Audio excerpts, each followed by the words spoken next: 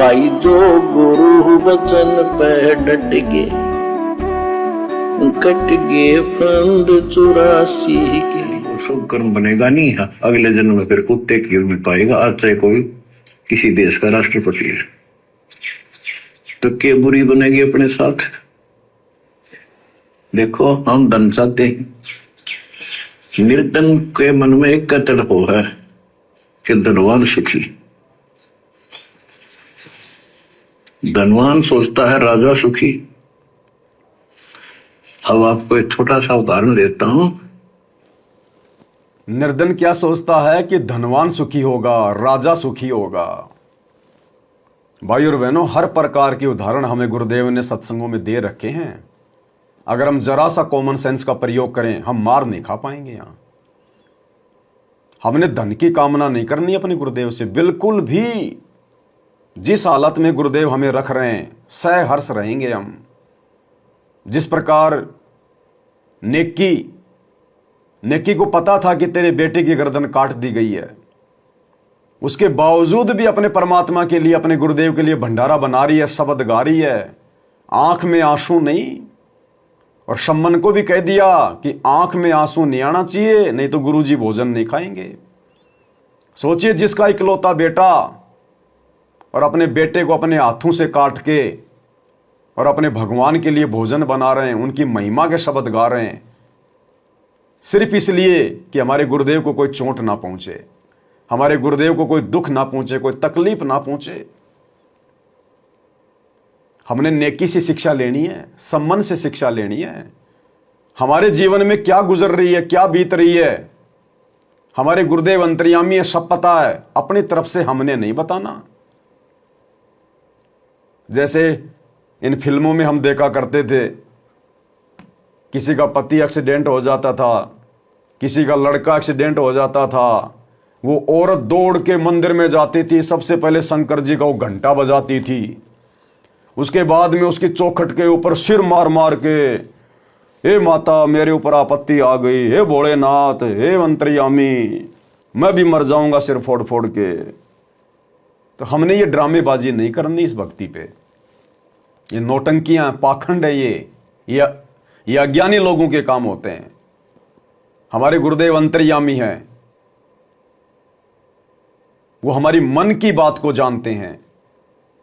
जो घटना हमारे जीवन में अभी घटी भी नहीं, जो बात अभी हमने सोची भी नहीं, हम 20 साल बाद में क्या करेंगे, क्या सोचेंगे, वो आज हमारे गुरुदेव को पता है।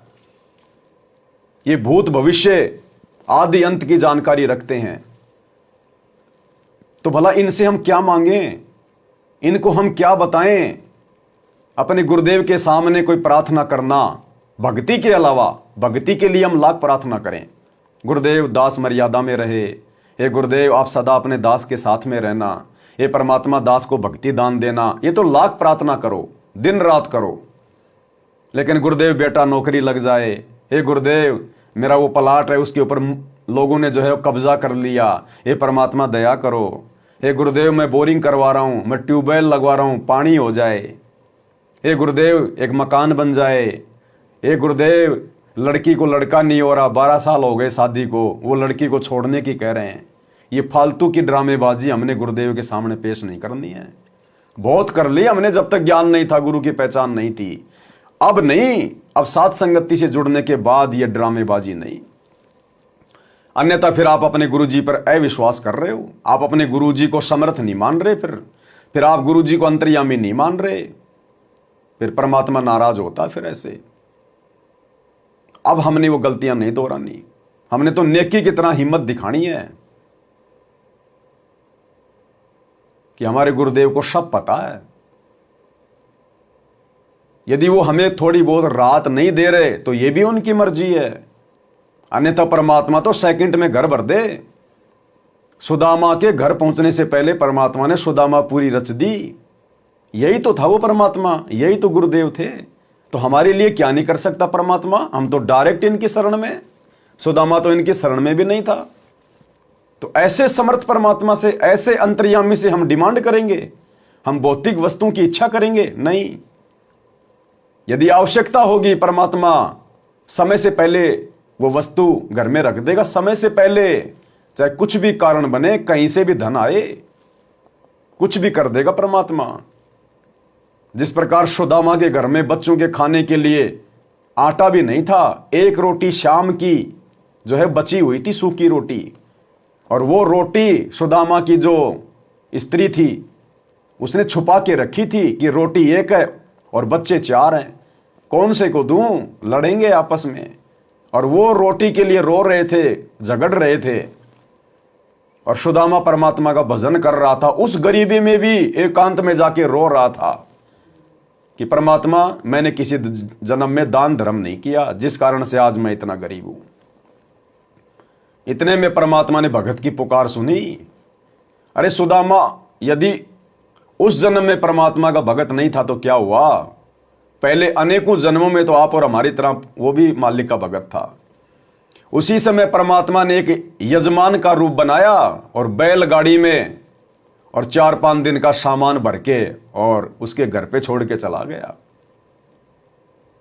तो भाई और बहनों, हमने इन कथाओं से यही तो शिक्षा लेनी है, केवल भक्ति मांगनी है, मर्यादा मांगनी है, गुरुजी का आशीर्वाद मांगना है। हमने और सांसारिक ड्रामेबाजी नहीं करनी। हमने सतलोक आश्रम मैनेजमेंट हरियाणा से जुड़े हुए भगत भाई बहनों की तरह प्रार्थनाओं पे प्रार्थना लगा के हमने अपने गुरुदेव को नाराज नहीं करना।